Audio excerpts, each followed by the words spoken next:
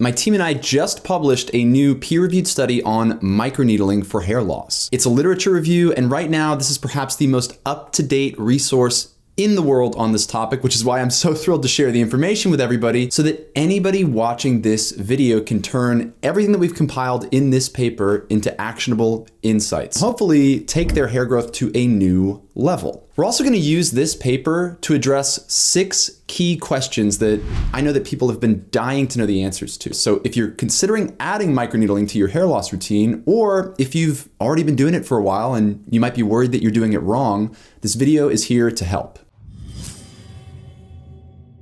This is Rob from Perfect Hair Health, and today I am excited to say that our latest peer-reviewed paper has officially been published. A literature review on microneedling. Do these medieval torture devices actually improve hair counts? We'll find out in this video, because despite the popularity of these little tools, there's still a lot that we don't know about their viability for hair growth or their long-term safety. We really need to be careful about using them, which is why we're creating this video. But before we get into any of that, you might be wondering, what is microneedling, and why would anybody ever think that jabbing needles directly into our heads might stimulate hair growth? Microneedling is essentially just a buzzword for percutaneous wound induction, which is a fancy way of saying that you take medical grade needles, oftentimes 1 to 5 millimeters, and you jab them into your skin to create an inflammatory reaction.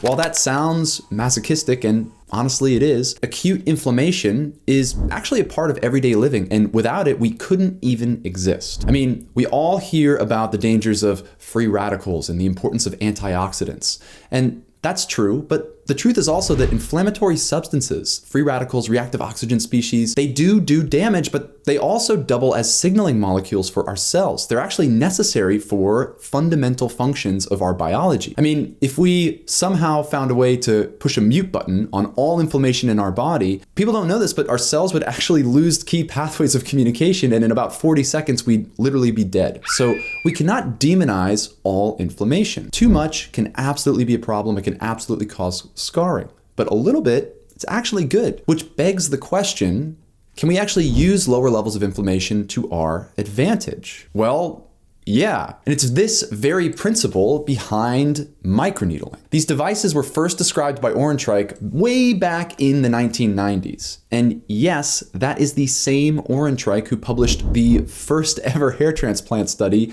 on humans with androgenic alopecia.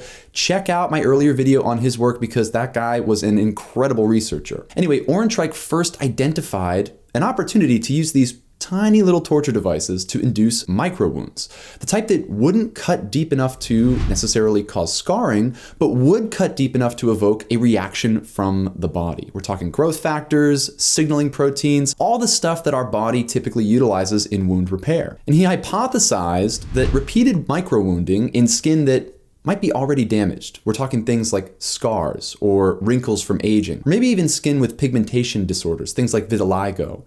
Well, that the wounds from microneedling, they might actually help to induce new collagen, create new blood vessels, and maybe over time restore the functionality and the integrity of the tissue. Fast forward about 30 years later, and we now know that these little devices, when used correctly, can essentially improve the appearance of wrinkles, partially reverse scars from acne, improve pigmentation disorders, and so it is no wonder that interest in microneedling has recently exploded. But how do we make the leap from skin health to hair health? Well, no brainer here, hair grows out of skin, and the health of our skin and our hair are closely intertwined.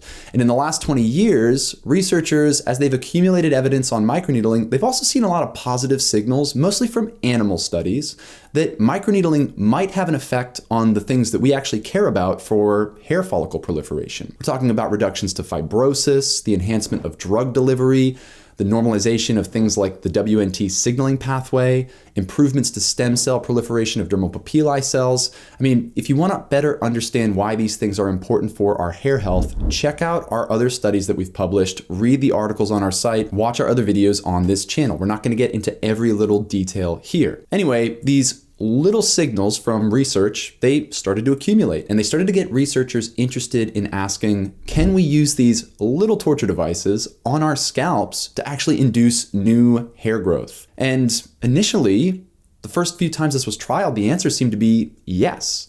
I mean, we all remember that 2013 study from Rashida Darat's team that applied 5% minoxidil in one group and 5% minoxidil plus once weekly microneedling in the other group. And the results were fantastic. We're talking about 400% relative increases in hair counts for the group using microneedling plus minoxidil versus the group who just used minoxidil by itself.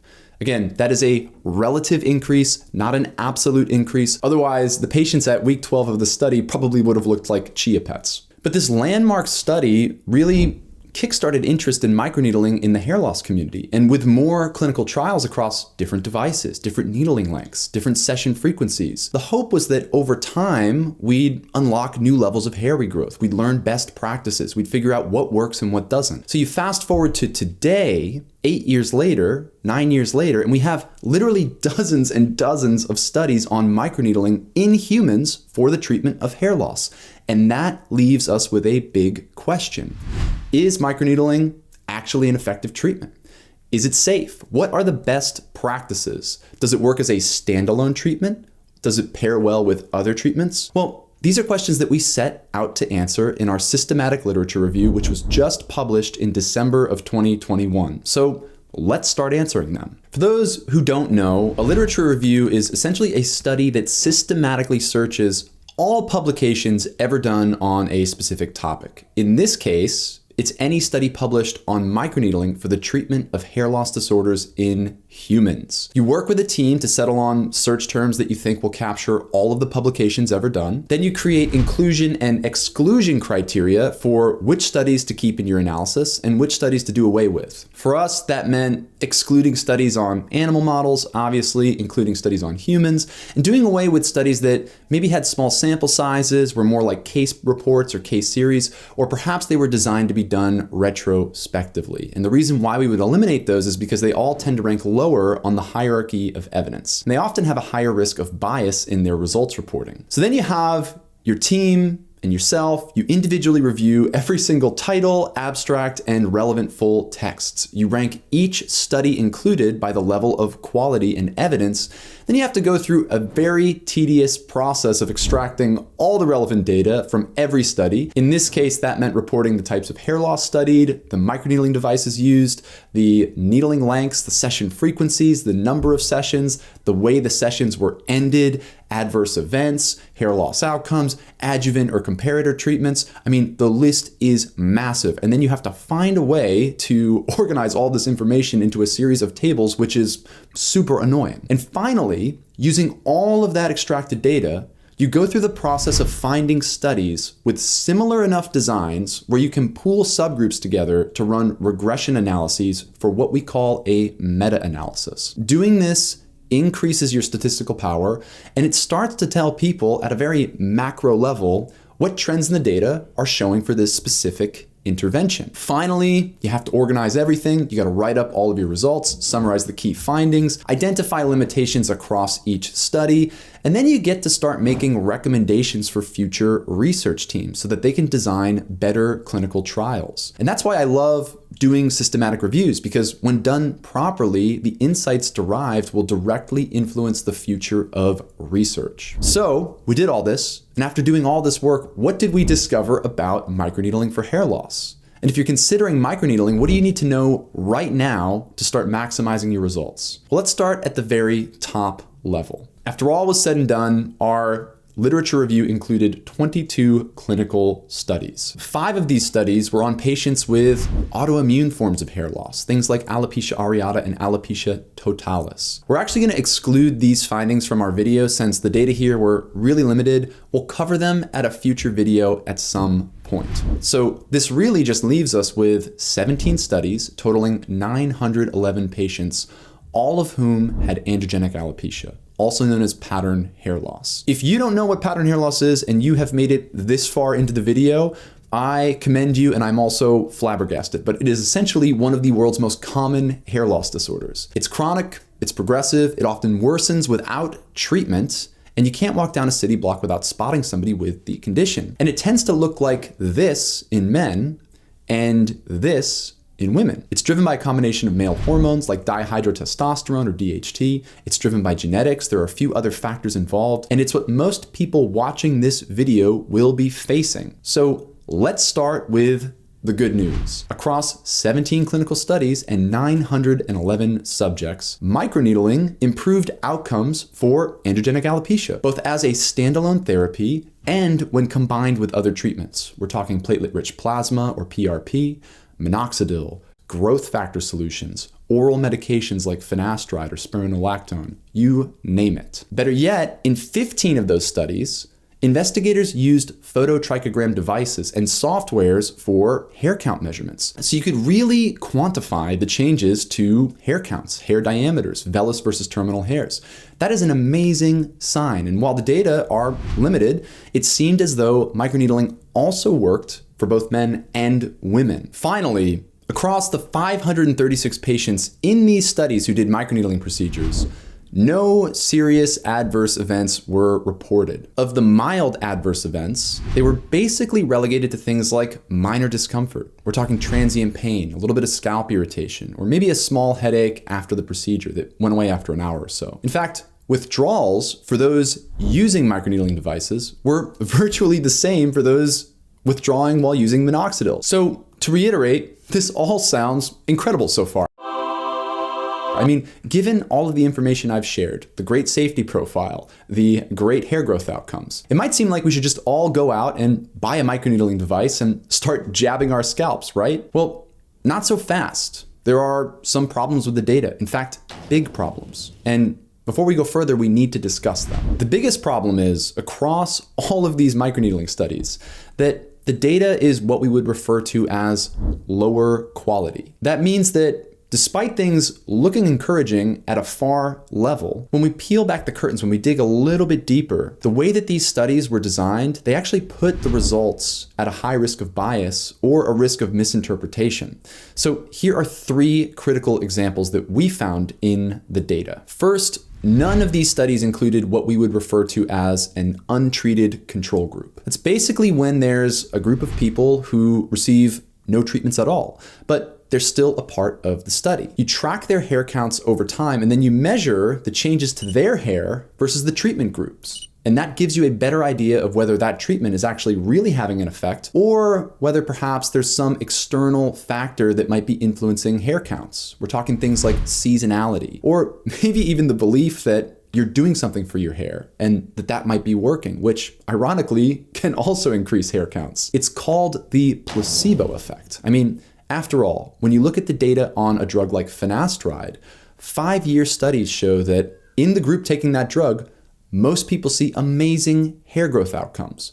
What gets lost in that conversation is that when you look at the placebo group, the people taking a sugar pill, 25% of them at year 5 still have what most investigators would look at and say is the same head of hair. So having an untreated control group is really, really, really important for these reasons. And none of these androgenic alopecia studies for microneedling, seriously, none of them have one. And that's just problem number 1. Problem number 2 is that all but one of these studies were of durations that lasted under 52 weeks. Now, our hair counts are influenced by things like sunlight exposure and thereby seasonality. And in the Northern Hemisphere, we tend to see upticks to hair shedding right around the end of summer. That's July and August. So that means that depending on when you actually begin the treatments for your study, you can have seasonality working for you or working against you. I even made a video about how a lot of hair loss companies will use the effect of seasonality to their advantage to make it look like treatments, such as laser therapies, are actually more helpful than they really are. If you want to learn more about that, check out my video on telogen effluvium, because it is one of those things with hair loss research that is both disturbing and fascinating. Anyway, this means that for studies running less than a year, we really can't control for seasonality because we aren't able to bring back that hair cycle to where it initially was when the study started. This is less of a problem when you have an untreated control group, but again, none of the microneedling studies for androgenic alopecia had an untreated control group. So these shorter study durations, they're a bit problematic. They might be working for the results or against the results. And these factors are partly why when we evaluated the quality rankings of each study in the microneedling research, so many of these investigations had what we call low JADAD scoring. That's also known as the Oxford Scale. It's a tool used to evaluate study quality. You don't need to know all of the ins and outs here. All you need to know is that it's 5 points.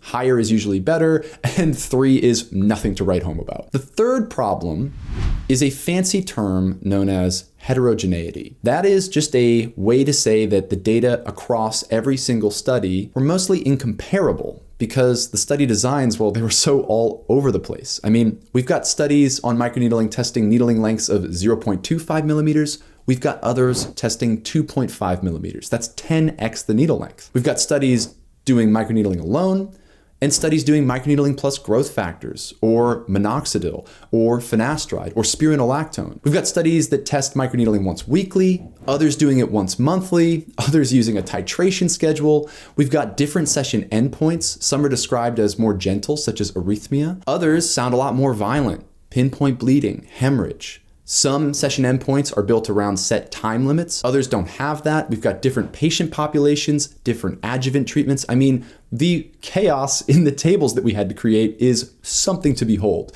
And because of just how differently each study was conducted, unfortunately, we had to decide against running a meta-analysis. Again, that is where you pool data across studies to better understand microneedling's effects. But we looked at this data. We ran it by multiple biostatisticians, and most agreed, as did we, that these study designs were mostly incomparable to one another.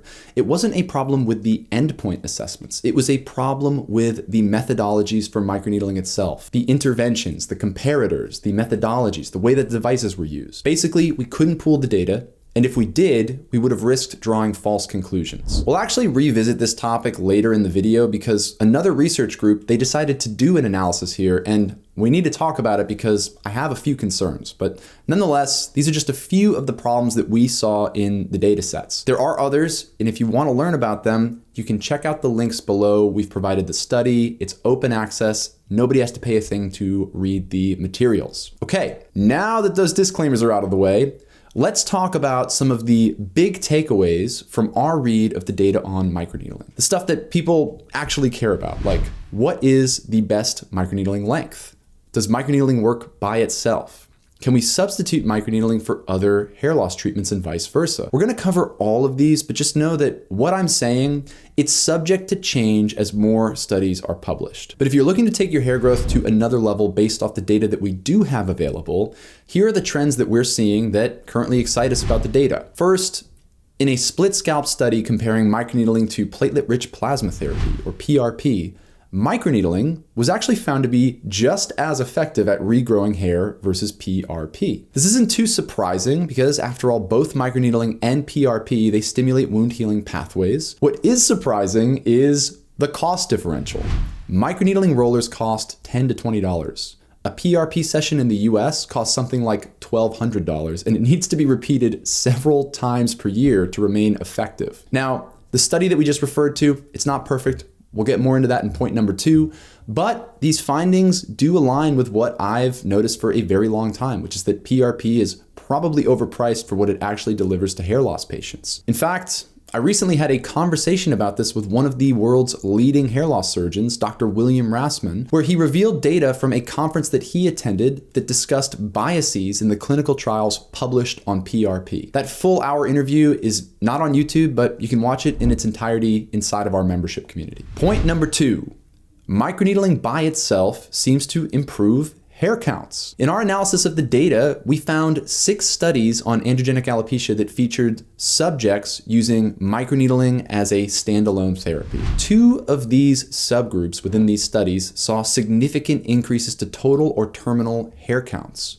One of them saw significant increases to both hair diameters and total hair density, and 3 groups noted no statistical effects. Another research group, which wasn't us, recently decided to pool these subgroups together, run a regression analysis, and they actually came to the conclusion that microneedling by itself might even be more effective than 5% minoxidil as a monotherapy. But again, we have to be super careful about how we interpret these data, because in my eyes, these subgroups, well, they're mostly incomparable. Just take a look at these studies pooled together for the analysis. One of the subgroups featured subjects using this weird stamper thingy at home twice weekly at a 0.25 millimeter needle length. That subgroup saw no effect. The other subgroups used automated pens administered by physicians in clinic 1 to 4 times per month at 1.5 to 2.5 millimeter needle lengths. Those groups often did see an effect on hair. And then across all subgroups, the session endpoints were not the same. Some ended a microneedling session based on the set number of passes or minutes. Others ended a session based on their scalp turning pink or a little bit red and inflamed. Others ended a session based off of pinpoint bleeding. And then it gets even more complicated than that, because 2 of the studies in this analysis, well, they also featured split scalp study designs. That's where you do half treatments on one side of the scalp, half treatments on the other side of the scalp. One of these tested microneedling versus microneedling plus PRP. The other tested microneedling versus microneedling plus growth factors. The problem is, in split scalp designs, there's a possibility of treatment diffusion across scalp zones, which might muddy the results of interpretation, especially when you're doing injectable things, intradermal injections. Now, I say this knowing full well that the PRP study showed benefits to both sides of the scalp, whereas the growth factor study only showed benefits to the growth factor side of the scalp. So who knows what's really going on? But the bottom line is that pooling these subgroups together are, in my eyes, a bit dangerous, a bit disingenuous. While all of these studies used similar hair counting methods, the methods by which patients received microneedling procedures, they were often wildly different. So it's sort of like grouping together apples and oranges, and that's why I'm just a little cautious about taking these data as gospel. Nonetheless, I personally feel that microneedling by itself does work for hair count improvements, because when you look at the best controlled studies in this analysis, I'm talking about the ones without split scalp designs and the ones with specific session endpoints. Well, those ones, you get consistent findings, a response rate of around 70 to 80%, and about a 15% increase in terminal hair counts over a 3 to 6 month window. In many cases, that confers to a cosmetic improvement. I see that as very encouraging. So I think that these pathways deserve further exploration, even as a standalone therapy. Point number 3. Microneedling appears to enhance the effectiveness of nearly every other treatment. PRP, oral medications like finasteride or spironolactone, and especially minoxidil. This is true for people who are just starting treatments and for those who have used hair loss drugs for a long time, maybe they've plateaued in their hair growth, and who want to add an extra kick to their regimen. It seems like microneedling can stimulate that extra kick. Regarding minoxidil in particular, microneedling seems to do 3 interesting things. First, its use enhances transdermal absorption of the drug through wounding. Second, the wounds themselves increase the activity of sulfotransferase. That's the enzyme that minoxidil has to come into contact with in the scalp in order to activate and then have an effect on our hair follicles. That means that microneedling increases the activation of minoxidil. And third, microneedling appears to amplify minoxidil's effects on the WNT signaling pathway. That is actually a really big deal because the WNT pathway, at least currently, is one of the key pathways that we believe regulates hair growth. And it's also the pathway that hormones like DHT dysregulate. That means that microneedling plus minoxidil might actually augment these pathways even in the absence of using a DHT reducing drug. That is very exciting in my eyes, especially for people who cannot tolerate finasteride or who don't want to use it because perhaps it doesn't fit with their treatment preferences. Point number 4, microneedling might also enhance the staying power of drugs like minoxidil. In other words, if you use minoxidil in combination with microneedling, and then you withdraw from both treatments, subgroup analyses in one of these studies suggested that your hair gains will stick around for much longer than if you were to only use minoxidil, then quit. We actually found this very interesting. We made a video about it recently, so check out that video for more information. For now, keep in mind that this is a tiny subgroup analysis, so don't get too excited. Don't do something crazy like withdraw from all treatments just because I happen to mention this. 5th, it might not matter much what device you actually use for microneedling. We're talking about dermarollers or stamps or automated pens. Rather, what might matter most is the depth of needle penetration and the number of passes. This is really interesting because for people who cannot afford automated pens and who are maybe relegated to using manual rollers, well, you might not actually be leaving any hair regrowth on the table. So let's dive into this a little bit more because I think the data here are fascinating. First, there aren't many studies comparing varying needle lengths or devices for microneedling in the use of hair loss disorders. So big disclaimer there. However, one of the studies that we do have found with an automated pen and the use of 5% minoxidil that a 0.6 millimeter needle length outperformed a 1.2 millimeter needle length. The difference was statistically significant, but when you look at the actual data, it wasn't really biologically significant, as in, we're not talking about big differences in hair counts here. Nonetheless, the investigators suggested that maybe the better effect from the 0.6 millimeter needle length had something to do with where the hair bulge sits, specifically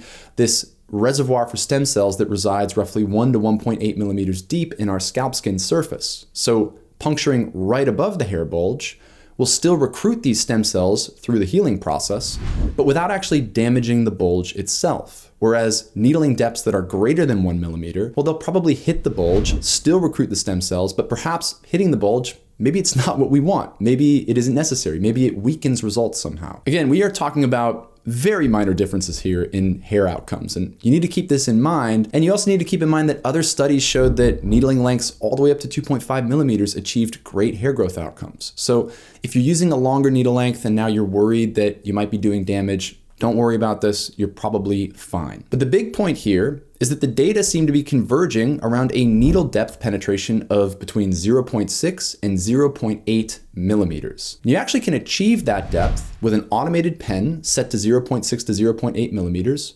or a manual roller with a needle length of 1 to 1.5 millimeters. So why the difference? Well, because rollers are subject to things like user pressure variability and the angulation of entry for each needle. So that means when you're using a roller, the needles actually don't penetrate as deep as their lengths are set. The best estimates that we have on this are that they only go about 50 to 75% as deep. So based on that data, wounding depths of 0.6 to 0.8 millimeters seem best, and you can achieve that with automated pens set to the same length, or with microneedling rollers that are set to 1 to 1.5 millimeters. For stamps, we have literally no data.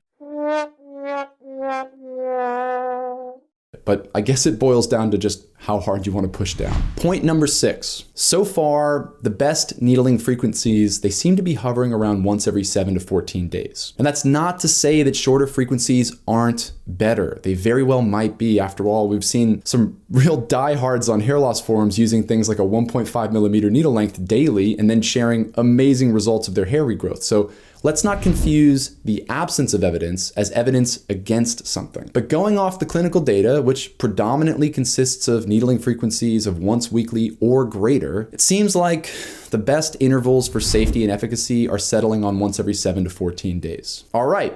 Those are the 6 takeaways that we wanted to share with everyone, but there are literally dozens more. So if you'd like to learn about all of the takeaways from our literature review, you can give the entire study a read by clicking the link below. Again, just as with all the papers that we publish, they're open access, which means that nobody has to face a paywall to access the information. And if you're looking for a demonstration video on how to microneedle, that's not included in this video, but we do have one of those. It's a detailed video guide. It's a how-to guide. It walks you through exactly what to do, and it's available to those inside of our membership community. And remember, as one of my favorite researchers, Jeff Donovan, once said, research on microneedling is still in the infancy stage.